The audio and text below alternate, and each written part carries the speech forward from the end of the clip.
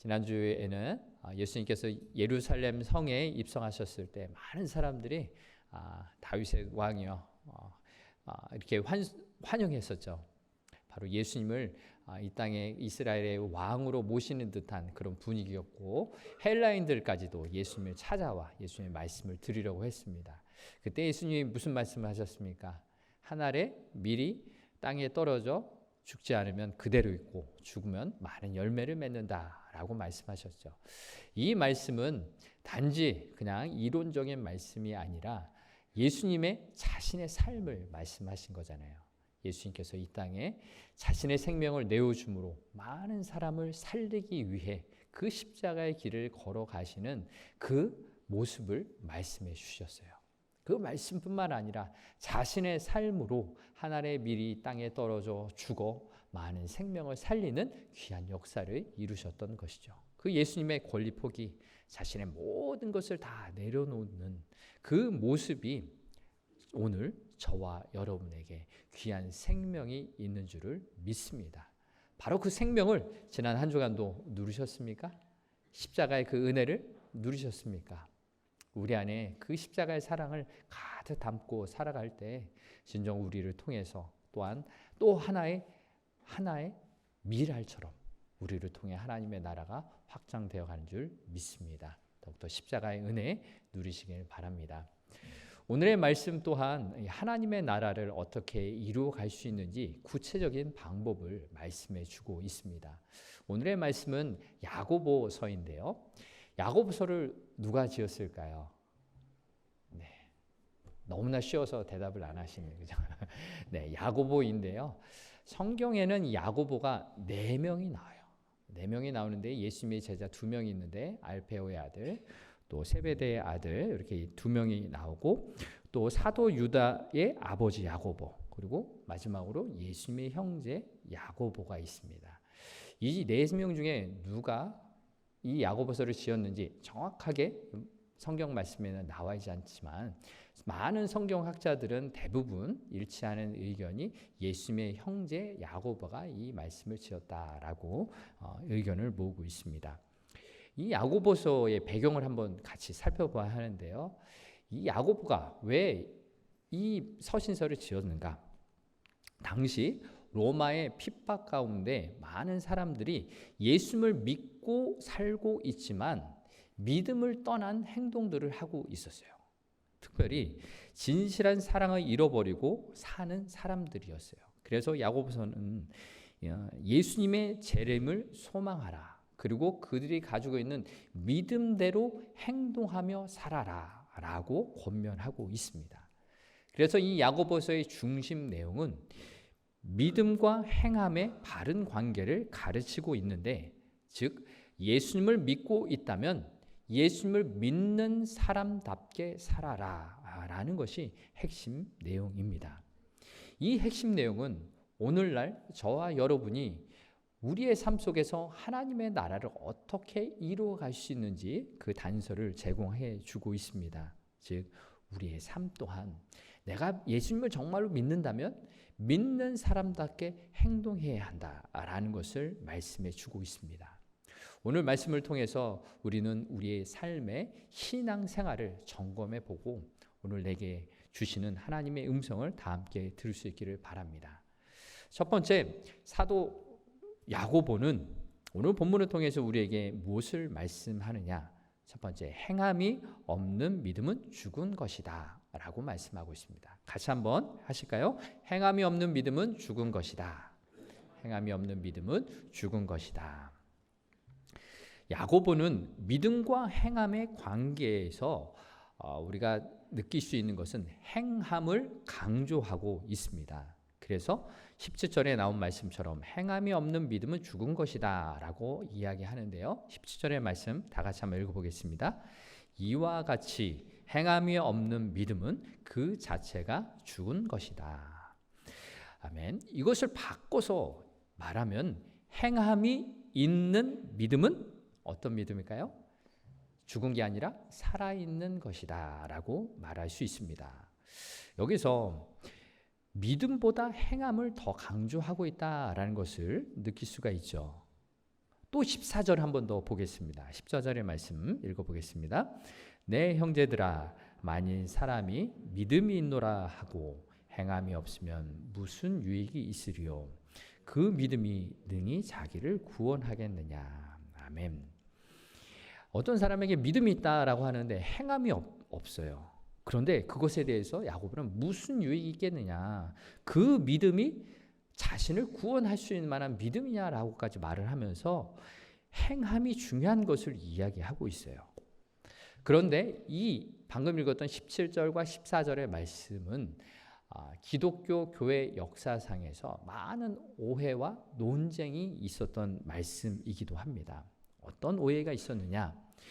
그렇게 행함이 중요하면은 우리가 선행, 착한 일을 하면은 구원을 받을 수 있느냐라는 질문이 생긴 것이에요. 우리 교회에 다니는 성도님에게도 이런 생각을 하실 수가 있습니다.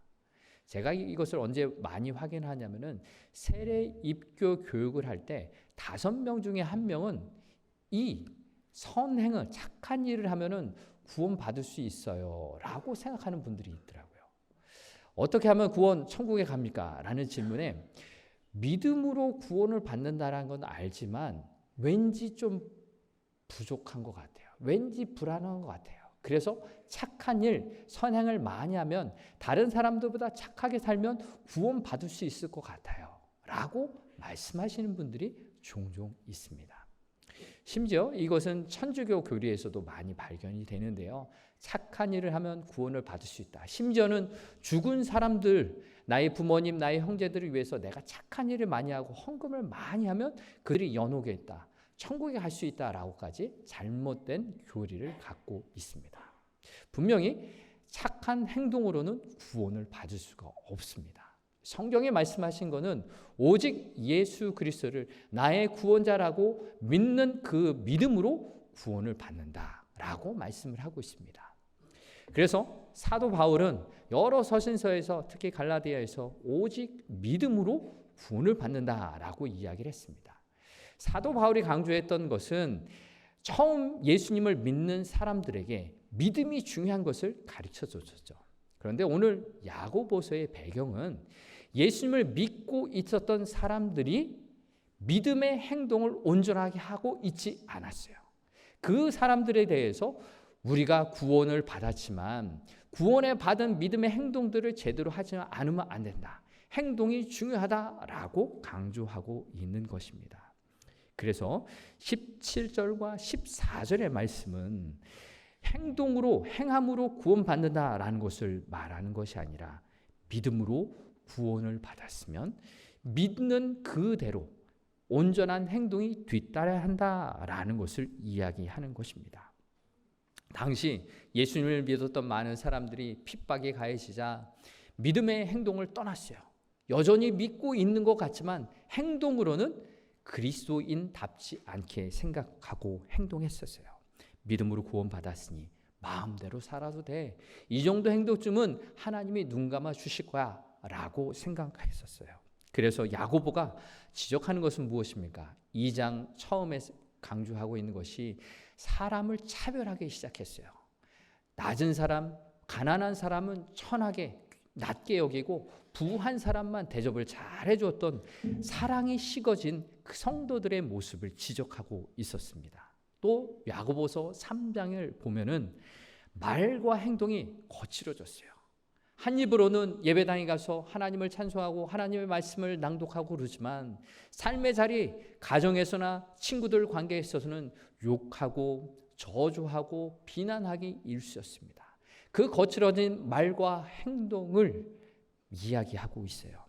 그러니 성도들 사이에 사랑이 없어지고 성도들 안에 용납하고 이해하는 것이 없어진 그 그리스도인답지 않은 삶의 모습을 지적하고 있는 것이 바로 이 야고보서의 내용입니다. 바로 이 야고보는 이러한 상황 가운데서 예수님을 믿는 사람은 어떻게 살아야 되느냐, 부끄럽지 않게 나는 예수님을 믿는 사람이다 라고 말하는 그 말과 행동을 온전하게 해야 한다라고 가르치고 있습니다. 즉 야고보는 행동으로 구원받는다라는 것을 이야기하는 것이 아니라 우리의 행동으로 구원받은 사람임을 말하라라고 이야기하고 있습니다. 그래서 오늘 본문 17절을 이런 관점으로 다시 보면 행함이 없는 믿음은 그 자체가 죽은 믿음이다 라는 이 뜻은 행함이 없는 믿음은 진짜 믿음이 아니라 가짜 믿음, 죽은 믿음이다 라고 말하고 있습니다. 영어 성경에 보다 정확하게 이것을 표현하고 있는데요. ESV 버전입니다. So also faith by itself, if it does not have works, is dead. 행함이 없는 그 믿음은요, 믿음이 죽게 될 것이 아니라 이미 죽은 상태이다라고 이야기하고 있습니다. 바로 행함이 없는 믿음은 가짜 믿음, 죽은 믿음이다라는 것이에요. 그렇다면 이렇게 설명해야 됩니다. 내가 행함이 없어요. 믿는 사람답지 않게 살고 있어요. 그러면 질문 던져봐야 할 것이 나는 구원받은 사람인가? 라고 질문을 던져봐야 합니다. 나의 믿음의 상태가 어떤지를 확인해야 하는 거죠. 여러분, 믿음이라는 것은 무엇입니까? 예수님이 나의 죄를 용서하셨다라는 것을, 십자가에서 나를 사랑하셨다라는 것을 믿는 것이죠. 이 믿음을 통하여서 예수님과 나의 관계가 시작되는 거예요. 예수님이 나를 구원하셨으니, 나의 인생을 사셨으니 나는 예수님의 것입니다. 나는 예수님의 사람입니다 라고 고백하는 것이 바로 믿음이라는 거예요. 그래서 이 믿음은요, 새로운 관계가 시작됨을 이야기하는 것이고, 나의 주인은 예수님이다 라는 것을 고백하는 것입니다. 이 고백이 있을 때 나의 삶을 예수님이 주관하신다, 인도하신다라는 삶의 변화가 시작되는 것입니다. 내 삶에 행함의 변화가 없다라면 내가 매일매일 예수님이 나의 주인이십니다 라는 것을 고백하고 있는지 점검하셔야 돼요. 내 매일매일 삶 속에서 예수님, 나의 삶을 다스려 주세요. 예수님이 원하시는 삶을 살게 해주세요. 예수님 들려주세요. 도와주세요 라고 기도할 수 있기를 바랍니다. 제가 아는 어떤 한 성도님이 계신데 70세에 예수님을 믿으셨던 분이세요. 그분이 70세가 되기까지 부처님을 엄청 많이 믿으셨던 분이세요. 헌금한 액수를 따지자면 절 하나를 세울 정도의 많은 재산을 헌금하셨다고 했고요. 불경을 여러 가지를 달달달 외우실 정도로 열심히 절에 다니셨던 분이세요. 그런데 70세 정도의 어느 친구분의 전도로 교회에 나가기 시작했고 교회를 다니기 시작했어요. 그런데 이분에게 이상한 습관이 생기기 시작했는데 그것이 무엇이냐면은 불경을 읽고 외우듯이 하나님의 말씀을 읽고 외우셨어요. 아침에 일찍 일어나서 목욕을 딱 하시고 성경을 펴시고 무릎 꿇고 읽으셨어요. 그리고 말씀이 이해되든 이해되지 않든 달달달 외우기 시작했어요. 그래서 여쭤봤죠. 무슨 뜻인지는 아냐고, 이해하냐고 했더니 모른다라는 거예요. 자기가 불경을 덮어놓고 읽었던 것처럼 내가 이해되지 않아도 그냥 무조건 읽기 시작했다고. 매일매일 아침 저녁으로 1시간씩 읽고 외우기 시작했다는 거예요. 그런데 구역장이 같이 성경 펴서 읽자고 하면은 같이 읽고, 구역장이 말씀 필사하자면 같이 필사하고, 또 외우자고 하면은 같이 외우더니 점점점 하나님의 말씀이 들어가기 시작하니 예수님이 누구신지를 알게 되고, 예수님이 나를 위해 하신 그 십자가의 사랑이 무엇인지를 알게 되었다라고 고백하는 거예요. 시간이 점점점 흘러서 그 삶이 변화되기 시작했어요. 그 삶의 변화가 무엇이었냐면은 죄에서 자유케 하신 그 진리의 말씀이 자기를 정말로 해방시켰다라는 그 의미를 알게 되었다라는 거예요. 무엇입니까? 하나님의 말씀을 읽었더니, 외웠더니 그 말씀이 내게 들어와서 내 삶을 변화시키는 놀라운 일이 생겼다라고 말씀하시는 겁니다. 여전히 80이 넘으신 분이시지만 그렇게 매일매일 말씀을 읽으시고 외우시려고 하고 묵상하시는 그 삶이 정말로 예수님이 나의 인생의 주인이시다라는 것을 고백하게 되었던 것입니다. 사랑하는 성도 여러분, 하나님의 말씀을 펴서 읽으시길 바랍니다. 매일매일 한 장이라도 읽으세요. 이해가 되든 되지 않든 읽다 보면 어느 순간에 그 말씀의 뜻이 이해되시는 날이 있을 것입니다. 성령께서 도와주십니다. 성령께 도와달라고, 깨닫게 해달라고 기도하시고 읽으세요. 그렇게 읽는 가운데 예수님을 만나시길 바랍니다. 예수님이 내 삶 가운데 오셔서 행하신 그 많은 일들을 경험하고 나를 얼마나 사랑하시는지 그 말씀을 통해서 깨달아 아실 수 있기를 바랍니다. 이것이 바로 하나님의 말씀 속에서 나를 만나 주시는 하나님의 그 놀라운 사랑을 우리의 삶 가운데 누리는 길입니다. 두 번째로 야고보서를 통해서 우리에게 들려주시는 하나님의 음성은요, 행함으로 믿음을 보이라 라는 것입니다. 같이 한번 해보겠습니다. 행함으로 믿음을 보이라. 네, 하셨어요? 네. 우리는 앞에서 행동이 구원받는 조건이 아니다라는 것을 살펴봤고요. 내가 예수님을 믿는다면 믿는 사람다운 행동을 해야 한다라는 것을 살펴보았습니다. 즉 예수님을 내가 믿기에 예수님이 나의 인생의 주인이시다라는 것을 고백하기에 내 삶이 변화하게 되고 믿는 사람다운 행동이 뒤따라오게 된다라는 것입니다. 그래서 이제 야고보는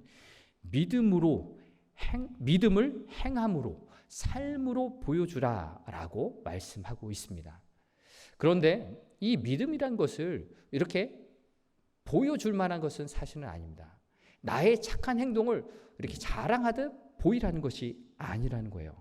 더욱이 어떤 선한 행동을 많이 함을 통해서 내 믿음이 많다, 크다라는 것을 비교할 만한 것도 더욱 아닙니다. 그런데 왜 야고보는 믿음을 행함으로 보이라라고 말씀을 하고 있을까요? 성도 여러분 수레 아시죠? 외건 사진 한번 보실까요? 말이나 소가 마차를 수레를 이끌고 갑니다. 이 수레의 바퀴는 몇 개인가요? 네, 2개이죠. 이 2개라는 의미는 믿음과 행함이라는 두 바퀴가 온전히 있어야지만 앞으로 나아갈 수 있는 것을 이야기합니다. 만약 믿음이라는 한 바퀴만 있다든지 아니면 행함이라는 한 바퀴만 있다든지 아니면 믿음만 크고 행함은 작게 된다면 이 마차는 결코 앞으로 또는 제대로 갈 수가 없는 것이죠. 바로 이것이 이야기하는 것이 믿음과 행함이 온전히 함께 있어야 된다는 거예요. 믿음 따로 행동 따로가 아니라 믿음과 행함이 온전히 있을 때 우리의 믿음 생활은 앞으로 나아가게 된다는 것을 이야기합니다. 여러분, 우리 안에는 온전한 믿음이 있습니까? 우리의 삶 속에 믿는 사람다운 온전한 행동이 있는지요? 우리에게는 온전한 믿음과 온전한 행동이 함께 있기를 소망합니다. 야고보는 오늘 말씀을 통해서 우리에게 이 믿음과 행동에 대한 예를 제시하고 있는데요. 15절과 16절에서 이런 우리가 조심해야 될 말과 행동에 대해서 이야기하고 있습니다. 새번역 번역본입니다. 어떤 형제가 자매가 헐벗고 그날 먹을 것조차 없는데 여러분 가운데서 누가 그들에게 말하기를 평안히 가서 몸을 따뜻하게 하고 배부르게 먹으십시오 하면서 말만 하고 몸에 필요한 것들을 주지 않는다고 하면 무슨 소용이 있겠습니까? 아멘. 어떤 사람에게 하루 먹을 양식이 없어요. 그리고 입을 옷조차 변변치 않아요. 그 사람에게 이렇게 이야기합니다. 평안히 가라. 이 평안의 인사도 그에게는 아무 도움도 되지 않습니다. 몸을 따뜻하게 하라 하는 인사 또한 스스로 입을 옷이 없는데 어떻게 따뜻하게 할 수 있을까요? 또 배부르게 하라라는 것은 동물들을 목축을 할 때 풀어서 키울 때 쓰는 말입니다. 스스로 풀을 찾아서 먹으라라는 말인데 하루 양식이 없어요. 이 사람에게 이 말들이 어떤 도움이 되겠습니까? 오히려 그 사람의 자존심을 깎아내리는 상처가 되는 말이 될 것입니다. 우리에게 믿음이 있다. 하나님을 믿는다라고 말을 하면서 사랑의 하나님이신데 하나님이 무엇을 하기를 원하시는 것을 우리가 알면서도 그냥 그에게 구체적인 도움도 주지 않고 평안히 가라, 먹으라, 따뜻하게 하라 하는 말이 무슨 도움이 되겠습니까? 바로 이러한 믿음은 죽은 믿음이다, 거짓된 믿음이다 라고 말씀하고 있습니다. 우리가 우리의 삶에서 생각해 볼 수 있는 것이 있습니다. 건강에 대한 것인데요. 건강이 잃으면 모든 것을 잃는다. 건강이 최고다. 우리는 흔히 그렇게 알고 이야기합니다. 그런데 건강을 지키기 위해서 우리가 무슨 노력을 하고 있는지 점검해 봐야죠. 충분히 잠을 잘 자고 휴식하고 있는지, 좋은 음식들, 몸에 맞는 음식들을 적당히 잘 먹고 있는지, 이런 것들을 우리가 체크해 봐야 하는데, 만약 건강이 최고다라는 것을 알고 있으면서도 아무런 노력, 아무런 행동도 하지 하고 있지 않다라면 우리의 지식은 헛것이라는 거죠. 오늘 야고보는 19절에서 이렇게 이야기합니다. 세 번역입니다. 그대는 하나님께서 한 분이심을 믿고 있습니다. 잘하는 일입니다. 그런데 귀신들도 그렇게 믿고 떱니다. 아멘. 우리가 하나님이 어떤 분이신지를 알아요. 한 분 되신 하나님, 전능하신 하나님, 위대하신 하나님, 사랑의 하나님, 우리는 많이 알고 있습니다. 그런데 이것도 사단이, 귀신도 알고 믿고 떤다라고 얘기해요. 사단은 그렇게 알고 있지만 하나님을 그렇게 예배하고 있지 않아요. 그렇죠? 우리가 하나님을 안다라고 하면은 하나님이 무엇을 원하신지를 찾아야 되는 것이고요. 오늘 나의 삶 속에 하나님이 어떻게 하기를 원하시는지를 물어야 되고, 들어야 되고, 순종해야 하는 것입니다. 바로 이것이 하나님을 안다고 하면서도 하나님의 뜻을 행하지 않고 있는 우리의 잘못된 모습을 지적하고 있습니다. 그래서 야고보는 21절 이하에 두 가지 긍정적인 예, 우리가 따라가야 할 예를 이야기하고 있습니다. 그 예는 아브라함과 라합의 이야기입니다. 이 아브라함과 라합은 히브리서 11장에 나오는 믿음의 사람입니다. 이 믿음의 사람의 특징은 믿음으로 행동했다라는 것입니다. 아브라함이 어떻게 믿음으로 행동했습니까? 자신의 나이 100세에 낳은 외아들, 이 아들 이삭을 하나님이 번제로 바치라고 했을 때 그를 실제로 잡아 죽이려고 번제물로 드리려고 했습니다. 어떻게 이렇게 순종할 수 있었겠습니까? 히브리서 11장 17절에는 이렇게 말씀하고 있습니다.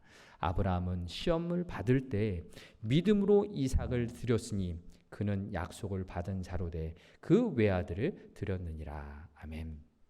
그가 이 시험을 받을 때 믿음으로 이삭을 드렸다라고 표현하고 있어요. 그에게 어떤 믿음이 있었습니까? 하나님이 약속의 자녀인 이삭을 통해서 하늘의 별과 같이 바다의 모래같이 그 후손을 많게 하시겠다라는 약속을 믿음으로 받았어요. 이 믿음이 있었기 때문에 하나님 당신께서 이 아들을 번제물로 드리라 한 것 믿음을 갖고 그렇게 내가 행동으로 나아갑니다. 믿음으로 행함을 했던 것이죠. 그리고 행함이 그의 믿음이 온전한 것을 입증했던 것이죠. 여리고 성의 기생이었던 라합은 어떻습니까? 비록 그는 이방인이었지만 가나안 땅에 사는 가나안인이었지만 이스라엘 백성들이 하나님께서 애굽에서 탈출시키셨고 40년 광야 생활을 하게 했고 이제 요단강을 건너서 이 가나안 땅을 들어오게 되는데 하나님께서 이 가나안 땅을 약속의 땅으로 그들에게 주셨다라는 것을 들었어요. 그리고 정탐꾼들이 이 여리고 성을 향해서 들어왔을 때 그들을 숨겨줬고 도망갈 수 있도록 많은 배려를 해주었습니다. 무엇입니까? 내가 이제 이 약속의 땅을 주신 하나님 편에 서야겠다라는 믿음이 있었던 것이죠. 그것에 대해서 히브리서 11장 31절은 이렇게 기록합니다. 믿음으로 기생 라합은 정탐꾼을 평안히 영접하였으므로 순종하지 아니한 자와 함께 멸망하지 아니하였도다. 아멘. 기생 라합에게도 하나님 편에 서야겠다라는 믿음이 있었던 거예요. 하나님의 백성들과 함께 살아야겠구나라는 믿음이 있었고, 이제 그 믿음을 행동으로 옮겼던 것입니다. 그래서 이렇게 아브라함과 라합은 믿음으로 행동한 사람들이었어요. 행함으로 믿음을 보여주었던 사람들입니다.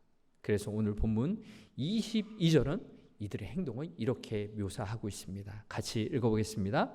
내가 보거니와 믿음이 그의 행함과 함께 일하고 행함으로 믿음이 온전하게 되었느니라. 아멘. 그들에게는 믿음이 그의 행함과 함께 일했다라고 해요.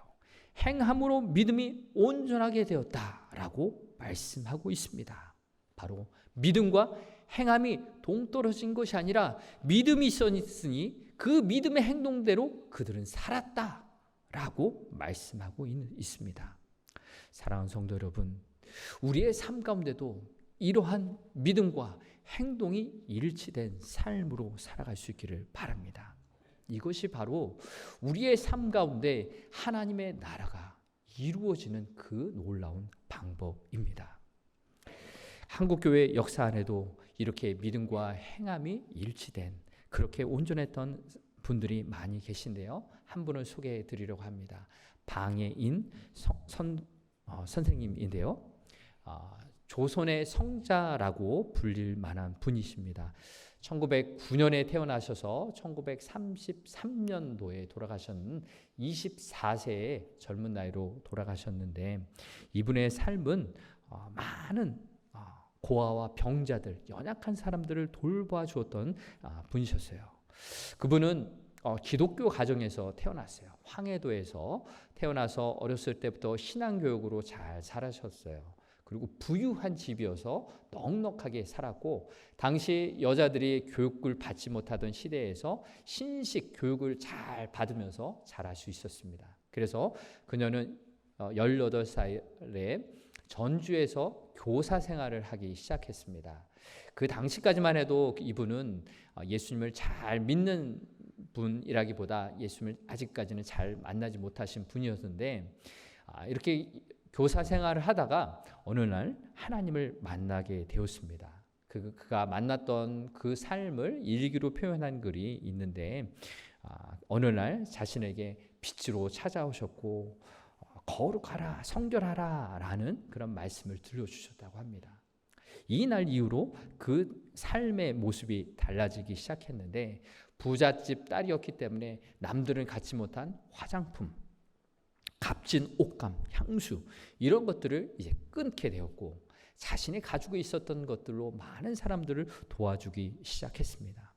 전주에 어느 한센병 환자, 나병 환자를 돌봐주었어요. 많은 사람들이 한센병 환자를 피하고 또 저주하고 멀리했지만 자신의 손으로 이들이 썩어가는 몸을 어루만져주고 보살펴주고 돌봐주었습니다. 특별히 이분의 일기나 이 기록된 기록이 있는데, 그것을 보면은 항상 이들에게 앞에 다가가서 기도하는 모습을 했다고 합니다. 눈물로 그들을 위해서 기도해주고 어떻게 도와줘야 할지, 어떻게 함께 해야 될지 하나님께 물어보고 듣고 하는 그 모습이 있었던 것을 그 얘기를 보면 알 수가 있습니다.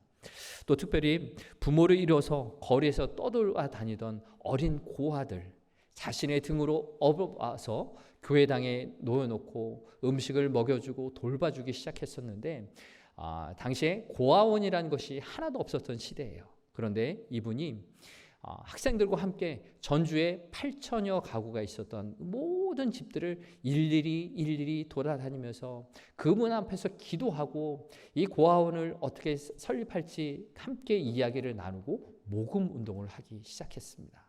어떤 부잣집이 있었는데 그 집은 도대체 마음을 여지 않고 지갑을 여지 않았는데 9번이나 찾아가면서 그 집 앞에서 기도하고 그것을 설명하고 함께 하고자 동참을 했을 때 그분 또한 동참을 하게 되어서 고아원도 차려지게 되었어요. 사진을 보시면은 당시 고아원이라는 게 대단한 것이 아닙니다. 집 한 채예요. 집 한 채로부터 고아원이 시작된 것입니다. 어느 날은 또 홍수로 인해서 전주에 많은 피해자가 발생했었는데 어느 곳에 이 어디를 가지도 못하고 생활하지 못하는 많은 사람들이 모여 있는 곳이 있었습니다. 그런데 자신도 잘 한벌 옷으로 살고 있고 자신이 가진 것도 많지는 않았지만 자신이 가지고 있던 귀중품, 만년필, 시계 이런 것들을 팔아서 그들을 돕고 그들이 지낼 방도 얻어주기도 했습니다. 이런 사랑의 행동, 이것이 무엇입니까? 바로 당시에 1920년대, 30년대에 예수님을 믿는 사람들이 많이 생기긴 했지만 일제의 시대 가운데서 이 교회가 도대체 무슨 역할을 하냐, 회의론적인 그런 질문들이 많이 생기기 시작했습니다. 그래서 당시에는 무교회주의자까지 생기기 시작했어요. 교회가 무슨 쓸모가 있냐라고 지적을 하는 사람들도 있었는데 이 방해인 선생님은 자신의 삶으로 하나님의 사랑을 실천하는 삶을 살았습니다. 뜨거운 눈물로 그들을 위해 기도했고 이들의 죄를 용서해 주시고 주의 능력과 사랑이 자신의 손을 통해서 자신의 삶을 통해서 저들에게 흘러가 이 괴로운 병에서 구원해 주시고 저들을 생명을 구해 달라고 그렇게 기도하며 사랑으로 살았던 삶입니다. 방해인 선생님의 삶은 행함이 있는 온전한 믿음의 삶이었습니다. 오늘 말씀에 나온 것처럼 헐벗고 먹을 것이 없는 사람에게 어서 가서 먹을 것을 먹으세요, 따뜻하게 하세요 라고 말하지 않고 자신이 가지고 있는 것을 팔아서 내어놓고 그들을 먹이고 섬겨 주었던 것입니다. 방인의 선생님의 삶은 하나님의 말씀을 믿는 것뿐만 아니라 그 말씀이 나의 삶에서 녹아질 수 있도록 행함으로 믿음을 나타냈던 것이죠. 행함으로 믿음이 온전해진 것을 보여주었던 것입니다. 하나님의 사랑을 실천하며 복음을 증거하며 살아있는 믿음을 보여주었던 것입니다. 방인 선생님은 이렇게 교사 생활을 하면서 많은 이웃들을 돕는 과정 중에서 24살에 열병으로 장티푸스의 열병으로 어린 나이로 하나님의 부름을 받게 되었습니다. 그렇지만 그 삶과 그 정신이 많은 사람들에게 감동이 되었고 오늘날에도 방해인 봉사단, 방해인 장학회가 만들어져서 그 뜻이 계속되고 있습니다. 진실로 방해인 선생님의 삶은 행함이 있는 온전한 믿음의 삶이었고요. 그 삶을 통해 하나님의 나라가 이 땅 가운데 확장되고 있다라는 것을 볼 수가 있습니다. 오늘 말씀을 마무리합니다. 우리는 오늘 우리의 삶을 통해서 어떻게 온전한 믿음으로 우리가 살아갈 수 있을까요? 우린요, 날마다 예수님이 나의 인생의 주인이십니다 라고 고백함을 통하여서 또한 성령님 나의 삶을 인도해 주셔서 하나님의 음성을 듣고 하나님이 원하시는 삶을 순종하며 살아갈 수 있도록 도와주세요 라고 기도함을 통하여 그렇게 온전한 믿음으로 나아갈 수 있음을 고백합니다. 또한 하나님의 말씀을 매일매일 읽고 들여다봄을 통하여서 오늘 내게 주시는 내가 살아가야 할 하나님의 말씀에 따라서 믿음으로 순종함을 통하여서 우리의 믿음이 행함으로 온전케 되는 그런 역사가 있게 될 줄로 믿습니다. 비록 부족하고 연약한 아무것도 없는 우리의 삶일지라도 그러나 복음이 담긴 나의 삶을 통해서 예수님의 십자가의 사랑이 내 삶에 있는 것을 통해서 우리 안에 착한 일을 시작하신 예수 그리스도께서 그 선한 일을 계속하여 일하여 주시기를